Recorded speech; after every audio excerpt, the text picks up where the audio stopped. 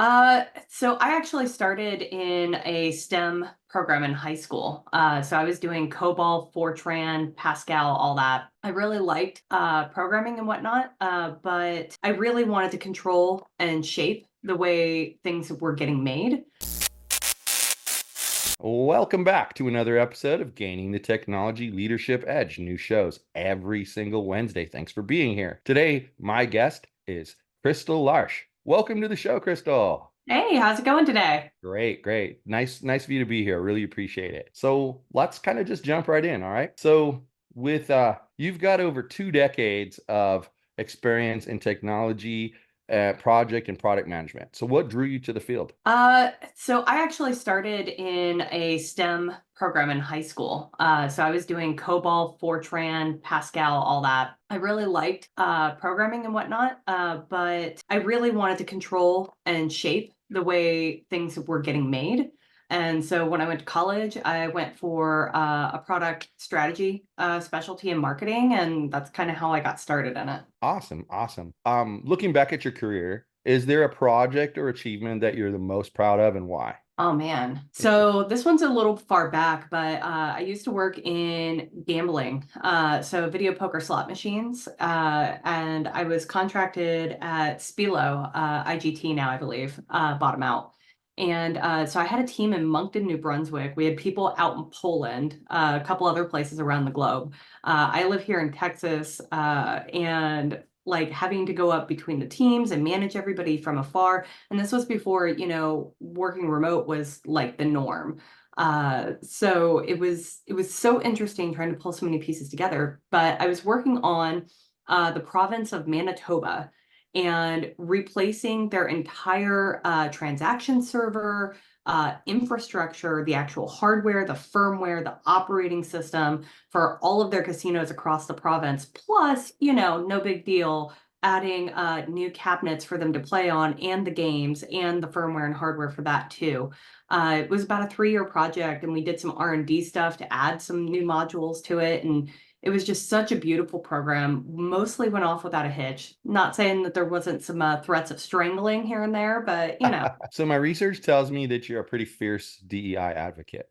I am. Um, how do you integrate those principles into your leadership and project management practices? Yeah, it's more than just having employee resource groups at your company. When I was at a previous company, and I'm not going to name names, but I ended up becoming part of their operations organization, and we ended up looking into a bunch of the stuff through the resource management and pointing out like, hey, we have pay disparity, like real bad. And it doesn't matter if it was on purpose, the impact is what matters, right? We need to go back and make sure that we're level setting things. It was a huge push, but I mean, that's one example of many where it's not just, hey, we're going to celebrate you and have a Pride Month and events. It's no, you need to actually support them where it's going to matter in their pocketbooks and their daily life and how they're living. You'll see I've got my hoodie on today for Rainbow Unicorn Games, and it's a company I'm an advisor on. I'm their VP of operations there. We're trying to build a gaming studio in an industry that doesn't really like us, to make a safe place for people that are LGBTQ, not white, not cis, not hetero, that we can all get a chance to work and get ahead, and that we can tell stories from our own perspectives. And I'm so excited to be building that and making a place where we actually have a really diverse team and we're telling really cool stories. That's awesome. I like that mission. But have you had any like pushback trying to promote DEI in the tech industry?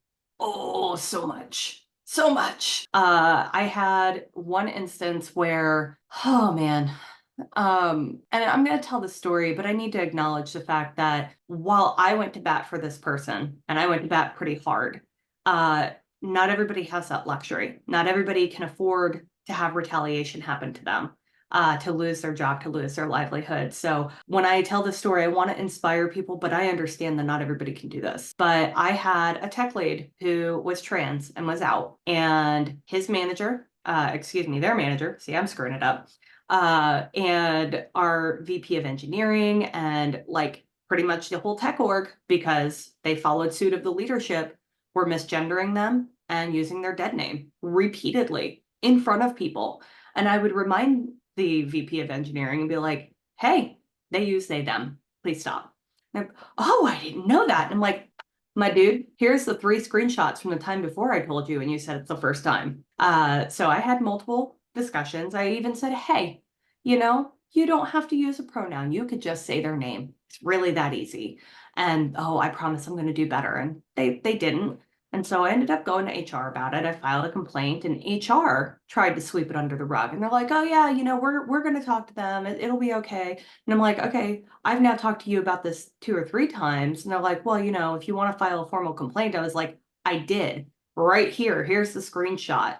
Do we need to go to legal? Like, what do I need to do to make this stop? Person ended up quitting, and it's absolutely horrid, abusive treatment. And I'm glad that they are in a better place now, but it makes me so ragey that we couldn't solve that problem for them. Well, especially when the only accommodation someone's asking for is to use the name that they go by and the pronouns that they prefer.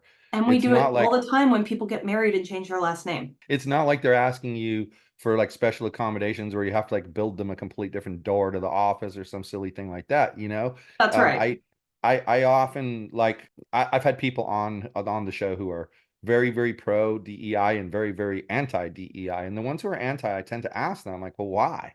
Why are you anti DEI? And the answer is usually, well, I'm being forced to hire people that I don't really necessarily want to hire. And when you delve into it, my thing is if the reason for not hiring the person is because they're not the best person for the job, that's a different story. Right. But if your reason for not hiring them is their sexual preferences or whatever, that's just stupid. Who If it makes cares? you feel icky, like you don't know what the supposedly straight people are doing when they're home. Like, Exactly. come Well, and that's on. that's the thing. Like, I'm a big proponent of like what people do in their own time is what people do in their own time. I don't Right. have any reason to know or care about it. If you want to pay me for 24 hours a day, 7 days a week, you can get all up in my business. That's There fine. you go. That's a great way to put it because you don't control your staff 24 hours a day and you don't have a say in what they do 24 hours a day. That's right. And the fact of the matter is throughout history, I guarantee you there have been employees for really big companies who maybe they have hobbies or interests on the outside of work that they do on a regular basis that their employer probably would be mortified to hear. That's But absolutely correct. they just keep their mouth shut and everything's fine. But I don't understand the whole like why. I get it. Like if I was told, like if I had an opening and I was told, well, you have to hire a black woman, that's just stupid too. Like I should definitely be including applicants from everywhere, but isn't that how you hire anyway, right? Like you're looking for the best person for the job. You don't go, well, this group of people over here. Yeah, let me do a checklist, but there's so many ways that you can alter your hiring practices. I know some companies, and I love this, they actually have you strip your name and any identifiable information from your resume. And so, yes, it's an applicant tracking system, but it's not on your resume that goes to the hiring manager. And that right there, first pass screening, they're going to get people that they may have turned down, either because of, oh, well, you don't live here, or you have a name that makes me feel uncomfortable, or any possible thing that you could get. The thing that I wrote an article about it on my personal website, uh, that it's not just, oh, it makes you feel good, or it checks a box, or makes you, look impressive to people that might want to invest in your company. Fact of the matter is there a study after study after study by different institutions, by Harvard, by Forbes, by conservative and liberal alike, that show when you have different voices, different perspectives in your company, from individual contributors up to leadership, those businesses are more profitable because they are seeing the blind spots that the other people are not. Well, yeah, I mean, I had somebody on the show, I think it was 2 episodes ago, and we talked about this exact topic about how she was an HR professional, and what they do is they remove any kind of identifying information from resumes when they present them. And she said a lot of people think it's because we don't want them to contact the candidate, and while that's part of it, it's more because I want to get their honest feedback about the experience that the person has, because that's what you're hiring for. Well, and a And lot of people will go look at them on LinkedIn or Facebook and see what they can find out about them before they even like actually say yeah, yes to their resume or not. And that's so unethical to me. yeah, no, it's horrible. And she said like she's run into situations where they'll rave about the person's skills, and they want to bring them in for an interview. Then they bring them in for an interview and they're like, and then they pick up on some things, and then they're like, I'm not really interested in this person. And she'll ask them, hold on a second, what about their experience isn't good? Was there something that they lied about? Was something you found out Right. they were weak in? And then when they can't answer that, she kind of knows what's actually up. But see, Yeah. that's to me, then this is a question I have for you. How can this be addressed? Because like we all know people, one of the reasons why people pull names and information off of resumes is because if a person is, let's say they're racist against Indian people and they're in the tech industry, there's a lot of those people. Gonna be a And sad day for you, friend. well, exactly. And then they see a resume with an Indian name on it. They don't want to talk to that person. So we all know that that's happened. They avoid it. How do we kind of get people to understand that like DEI isn't about forcing you to hire a certain type of person. It's about making sure that you have a diverse workforce where people are treated equitably and they're included in things. It's because you're right. You said earlier about the Pride Day and all this stuff. And I personally, well, I understand why those celebrations are there. I think that's kind of like a little cookie that they hand to people. Like, here you go, here's your little cookie because Or don't you feel good you're about being different. here now? No, I Yeah, would feel better if I made the $3 more an hour that I should be making. exactly. So how do we deal with that? Like, what can we do? I mean, look, there are, I'm not an HR expert, but I can tell you that yes, there are trainings. Yes, there are things you can do to help people with unconscious bias. If you go through all of those steps, and what I'm about to say is probably unpopular, but if the end of the day the person doesn't want to change, you can't coach the asshole out of someone. You Yep. just can't. And if they can't be a leader in all of the ways that you need them to be, then they can be an IC. They don't need to be in charge of hiring. And I Yeah, mean, see, that's I being like mild. that. I like that. I agree with you. I think the answer is that the people at the top of these companies need to start making it part of the culture. It has Yeah. to be part of the culture. If it's not part of the culture, um, I just spent like an hour this morning editing a video that I'm going to be putting out later on my channel. And one of the things I teach about is how to hire the right people. And like for me, I worked for a company for a decade who was run by three guys, and they were all from Buffalo, New York. They were best friends. Two of them were brothers. So you can imagine like the in sync thinking that they had. Mm-hmm. And they weren't growing, they weren't growing, they weren't growing. And so they had a management consultant come in and he said, yeah, you got four directors that aren't on this team making decisions with you. And you need to include them in the decision making because then you're going to have a little bit more diverse thinking in your business moves. And we went from once they did that, once they made that move, we went from 4 million a year to 40 million a year in 1 year. Oh my And it was God. because we were holding their feet to the fire. Like the stated goal, we were a restaurant delivery service, and our biggest money was deliver to, let's say you have a weekly meeting and you want to bring in food for your team. We'd encourage you to order it from us. And that was what we wanted. We wanted business customers. Well, then they'd go and try to buy a small company like somewhere out in the middle of nowhere, and it was all like 85% residential. And we'd say, you do realize that $1 million a year is really only 150,000 because 15% of it is business. The rest of it, you're going to shave that right off. Yep. They never, before they would have bought the company. Once we put their feet to the fire and asked them good questions, then they didn't. But even then, like it wasn't. Now that I think about it, while they preached diversity, it's funny how you live in a situation like this for a long time and you kind of stick to your own stuff so you don't notice. But we only had one woman on our team out of seven, six men, and they were all white guys now that I think Yep. about it. And I mean, of course, that was in the early 2000s, so it was kind of common then. But yeah, it kind of makes me feel icky when I think about that right now that And it's like, one of those things that like you don't think about until like you're putting a lens in front of your face. Now, I can tell you I'm working with a client and it's not just diversity in skin or gender or any of those other attributes. It's also you got to think about diversity of thought in terms of disciplines. I've got a team that just did a reorg and now they only have three people reporting to the top person that all come from operations background. like call center operations. Well, they also have a technology and product org. You don't have any of those people at the head of the table helping make decisions. And now they're realizing as they're trying to go, okay, we've got our vision, we've got our plan, we're going to go put this in play. Oh, shoot, we have overlapping responsibilities and we didn't know this person worked on this. And yeah, because you didn't bring anybody else to the table to make those choices. So, of course, if you don't have diversity of thought, you're not going to have the whole plan covered. When a lot of companies think that because, technology guy reports to person A and person A is part of that discussion, that's okay. But I mean, I have a Not, brief little story I can tell you where that's just not okay. I worked as a contractor for a life insurance company in Los Angeles for about 6 months.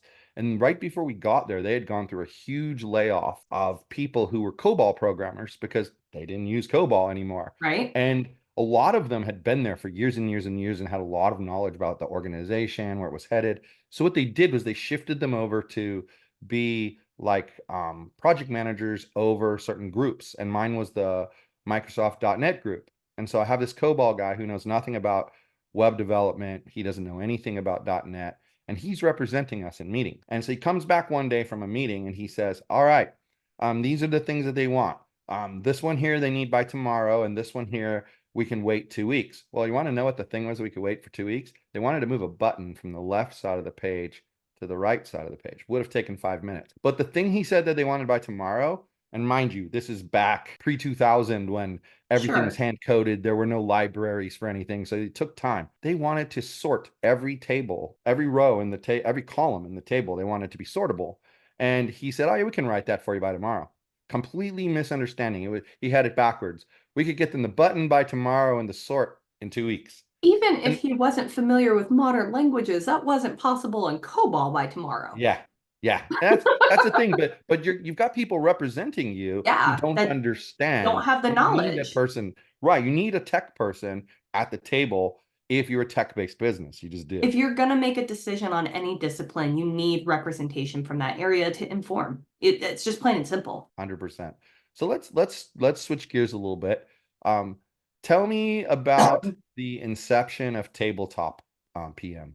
So it started as a pet project of mine. I am a complete and utter perpetual nerd. I play board games.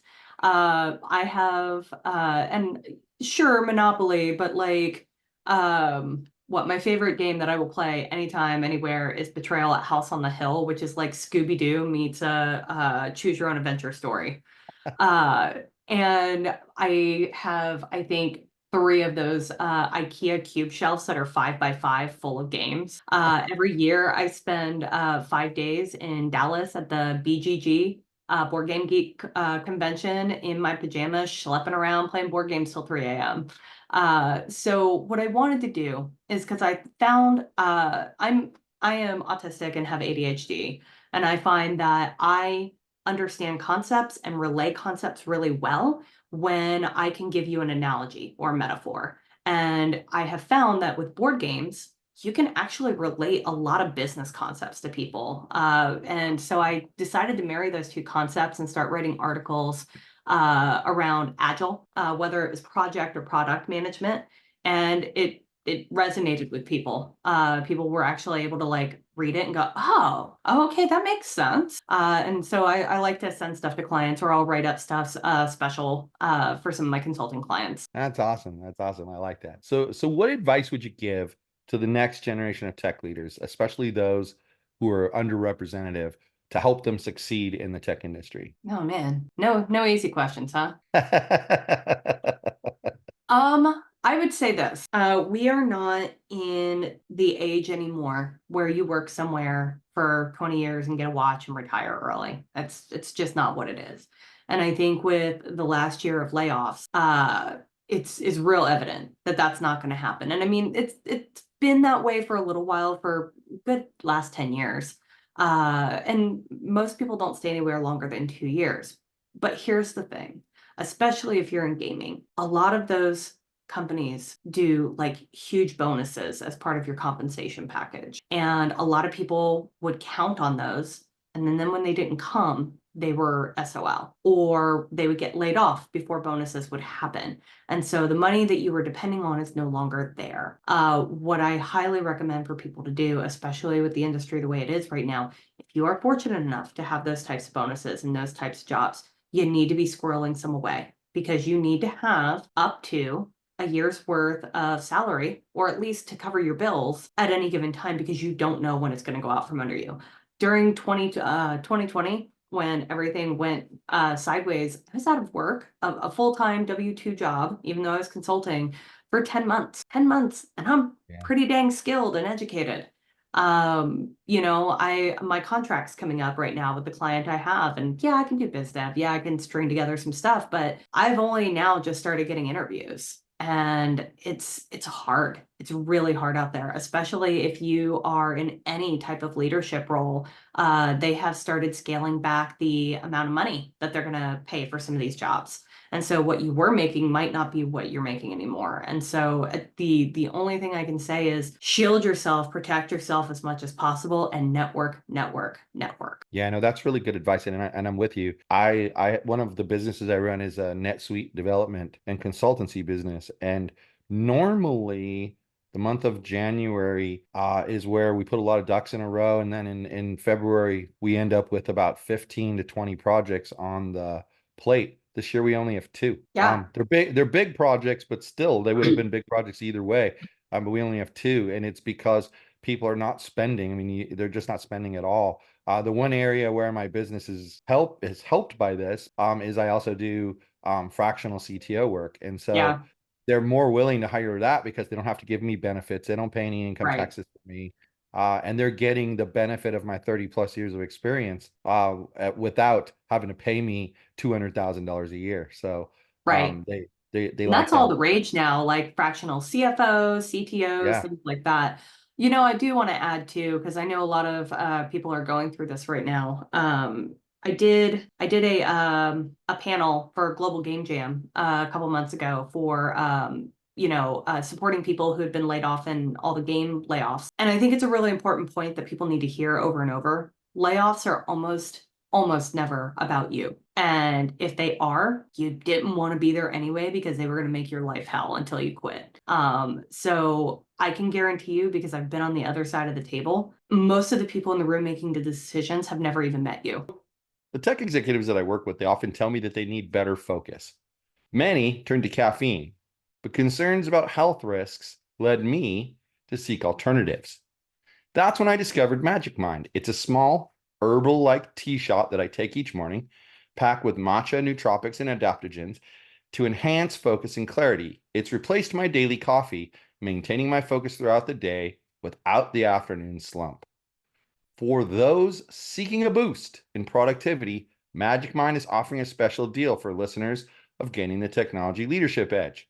Just visit magicmind.com/gaining technology for up to 50% off a subscription within the next 10 days, or 20% off your first purchase using the code Tech Leadership. Don't miss out. This offer is only valid for a short time. You can also find Magic Mind at Sprouts Farmers Market. Try it and see the difference in your focus and clarity. It's interesting that you say that, because I had this thought when I saw something online. Did you see recently, like within the last month, the video of the woman who was working for, I want to say Google? That filmed Um, her getting laid she off. filmed her getting laid off, and her first question was, how come my supervisor isn't the one doing this? I don't even know you and you don't know me. And my first thought was, yeah, that's because they're not firing you because you didn't do the job, and they're not firing you because you're not good at your job. They're making space for the budget. That's literally what they're doing. It has That's nothing to right. do with you. You're one of the last. She was like, I was only hired 90 days ago, and that's probably why you're being let go. You Last literally, in, first they out. drew a line and they said, all these people down here, you're out of here. And she didn't grasp that. And she made like this whole big hoopla on the internet about it. And people were like kind of laughing at her, which I think is sad It because is. she doesn't understand. And how's she going to understand if no one tells her? Right. I mean, we're not born with the innate knowledge of how business works. And to Right. her immediate supervisor thought she was doing a great job. She was trying to learn. She was scoring high on their interim tests, but it had nothing to do with that. And that's the part she didn't get. So And I, that's I, the I like, thing. And so many people internalize that. And what did I do? Was it because of this? yeah. And it's not you. let it go. Let it go because it's not you and it should not define your self-worth. No, you just have to move on. So I like to ask some fun questions. So Sure. here's we're kind of getting close to the end here. So here's a good one for you, I hope. If in an alternate universe where you didn't pursue the career you're in now, what do you think that you'd be doing instead? Oh man. Well, I had this thing when I was young that I jokingly call the career of the week syndrome. Like I changed my idea about what I was going to be when I grew up at least 16 times from the time I was 5 to I still don't know what I want to be when I grow up, but had I not gone down this road, I really would have been happy just to have a cafe with like board games and like an open mic night and just very low key, low stress. I chose That's poorly, is what I'm that's saying. that's really interesting because my wife and I we visited about 5 years ago. We came down to the decision. This is my second marriage, and she's from Canada, and so she moved down like in 2015, and we got married. And I have two younger children who were still in school, and they needed my address, so I had to stay where I was at until the last one graduated in 2022. Hmm. And but we were looking for a place to move. She didn't like where we lived. We lived in like really busy Southern California. And Yeah. for someone who comes from like the province of Alberta in Canada, where it's kind of like Oh, I've been ranchland there. Texas, Yep. It's flannel it, cowboys. yeah, I mean, it was very different for her, and she had a hard time with it. And so we looking at places, and one of the places we went to look to see if we wanted to move there was Denver. And while we were in Oh, Denver, we went to dinner the first night at this place, and I happened to look across the street, and my wife loves cat, and across the street was a cat cat cafe? cafe, and basically it was a co-working space. They charged a fee, monthly fee, to work from there, and they had rescue cats roaming around the place. It was really cool. So we That's a started talking retirement about it. dream right there. Yeah. Well, we started talking about it, and like we've moved we ended up deciding upon Las Vegas because we moved like as far north in Las Vegas as you could, and so we're up against the mountains. And so for her it feels like home, and for me a 20-minute drive in the car and I'm in the city. So it was the best of both worlds for us. But one of the things we talked about doing was opening a cat cafe. And so we started doing our research, and there's only one in this entire huge area. Oh my So it'll gosh. probably be something that we actually do. And that's why I said it's interesting that you said that, because ultimately, I mean, I'm 59 years old, so I've got a few years on you. I mean, ultimately, it eventually happens if it's something that you want, Right. and we're actually we've got multiple businesses that we run, and we try to find things that are in different fields so that when there's a slowdown in one industry, it doesn't Yeah. affect our income too Diversify your badly. portfolio. Exactly. Diversification in every Diversification. place matters. You know what, though? To go back to that DEI issue, the biggest problem with DEI is people misunderstanding what it really is. That's true. I mean, most people that I talk to who can't speak to it, like they've never really thought about it, they all have the wrong idea about what it is. They Yeah. really do. It's not Um, about setting quotas. no, it's not. And that's the crazy part about it, is they think it is. So I don't know, but this has been an amazing conversation. I love your energy. I really appreciate, um, you know, what you've put forth in this interview. It's hard to come on and not know what questions are going to be asked. And I don't know how, but I picked up some good ones in my head today. It was fun. So why don't you let the listeners know where they can find you if they want to connect with you? Yeah, absolutely. And it's been lovely. Thank you for having me today.